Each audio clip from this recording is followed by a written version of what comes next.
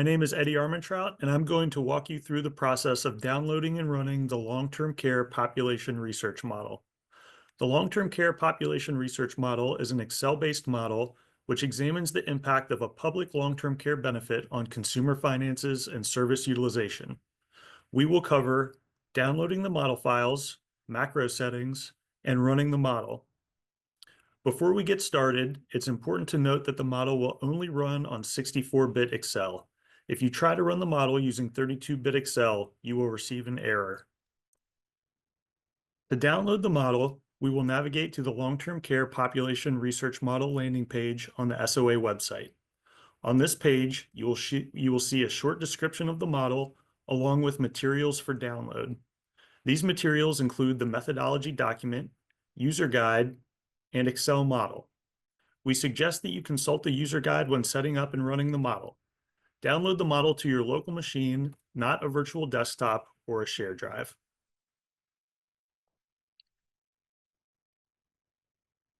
In order to run the model, the archive folder and Excel file must be located in the same location on your computer. It is safest to keep them within the LTC Population Research Model folder. Now that we have the file saved to our computer, we will discuss macro settings. Macros are automated actions that Excel can use in order to perform various tasks, similar to a computer program or script. By default, Excel may be configured to block macros from running. When you open the file, you may see a message under the command ribbon that says "Security warning, macros have been disabled." To the right of this message is a button labeled Enable Content. Click on this button. If the model will still not run after enabling the file content, you should check the Excel macro settings. To do this, we will go to Excel, navigate to File, Options, Trust Center Settings, and finally, Macro Settings. In this menu, we want to ensure that Disable All Macros with Notification is selected under the Macro Settings header, and Trust Access to the VBA Project Object Model is checked under the Developer Macro Settings menu. Now that we have the model downloaded and macros enabled, we are ready to run the model. Let's briefly review each of the tabs contained in the Excel file. The first 4 tabs are red and contain important information regarding the intended use of the model, disclaimers, caveats and limitations, and instructions. Please take time to read each of these tabs before using the model. Next, we have the green User Input tab. This is the tab that you will use to enter a program benefit and initiate a model run. The remaining tabs are output tabs that are populated during each run. We will look at these after running the model. On the User Input tab, there are fields that must be completed in order to specify and save a model run. You're able to edit any of the fields with blue text. Some fields require a text entry and others have a drop-down menu. Step 1 directs you to give the run a name so that the output can be archived and reviewed.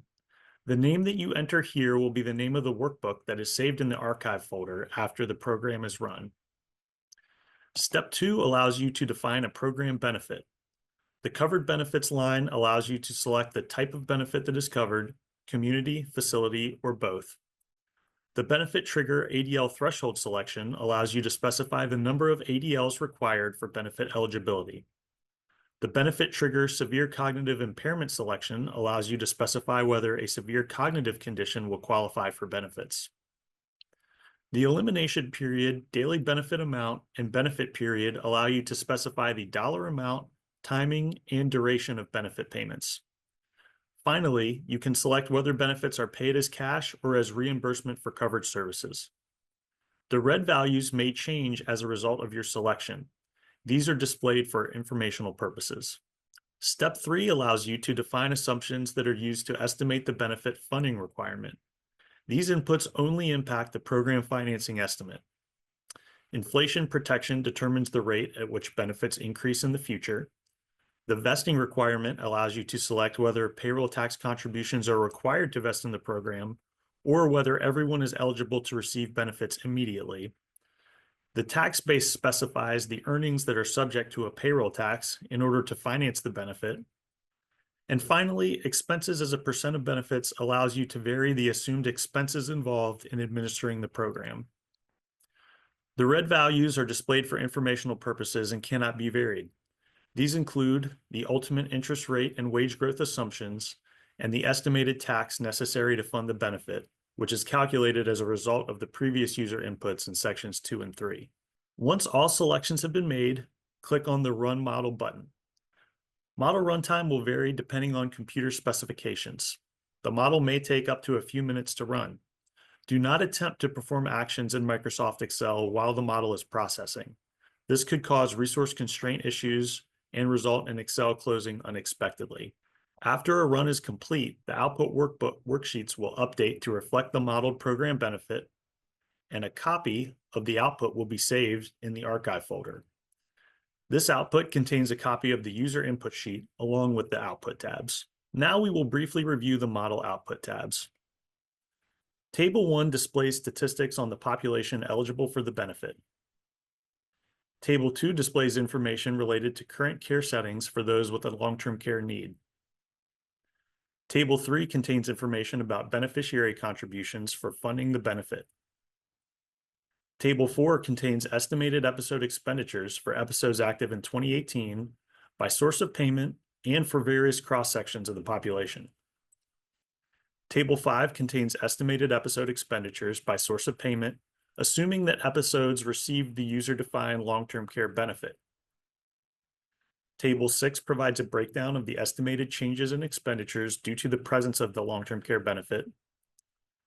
Tables 7, 8, and 9 display the average program benefit compared to the average reported expenditure by care setting. Table 10 examines potential out-of-pocket impacts of the benefit. And Table 11 looks at the potential impact of the benefit on informal care. We hope that you find the model useful in illustrating the dynamics of the disabled population and the potential consumer impacts of a national long-term care benefit. We welcome your comments and feedback on the model. You can send feedback to research@soa.org. This is Eddie Armentrout. Thank you for your interest in the model and for viewing this video today.